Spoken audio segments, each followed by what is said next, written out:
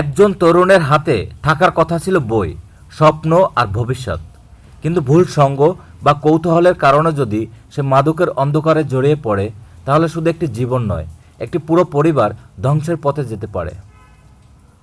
প্রশ্ন হলো, তরুণরা কেন মাদকের দিকে ঝুঁকে পড়ে, আর এই সমস্যা থেকে সমাজকে কিভাবে রক্ষা করা যায়? মাদক একজন মানুষের স্বাস্থ্য, পড়াশোনা, কর্মজীবন এবং পারিবারিক সম্পর্ককে মারাত্মকভাবে ক্ষতিগ্রস্ত করতে পারে। ভুল বন্ধুত্ব, মানসিক চাপ, পারিবারিক সমস্যা এবং সচেতনতার অভাব অনেক সময় ঝুঁকি বাড়াতে পারে। এই সমস্যা কমাতে পরিবারকে সন্তানদের সময় দিতে হবে এবং তাদের সঙ্গে বন্ধুর মতো কথা বলতে হবে।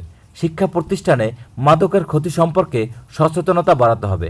পাশাপাশি খেলাধুলা, সাংস্কৃতিক কর্মকাণ্ড ও দক্ষতা উন্নয়নের সুযোগ বাড়িয়ে তরুণদের ইতিবাচক কাজে যুক্ত রাখতে হবে।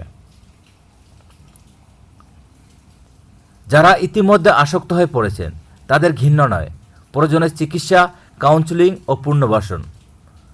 মনে রাখতে হবে, আজকের তরুণরাই আগামী দিনের বাংলাদেশ, তাই তাদের রক্ষা করা আমাদের সবার দায়িত্ব। আপনার মতে তরুণদের মাদক থেকে দূরে রাখতে সবচেয়ে কার্যকর পদক্ষেপ কী? কমেন্টে জানাতে ভুলবেন না।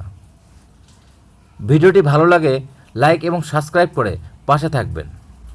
ধন্যবাদ সবাইকে।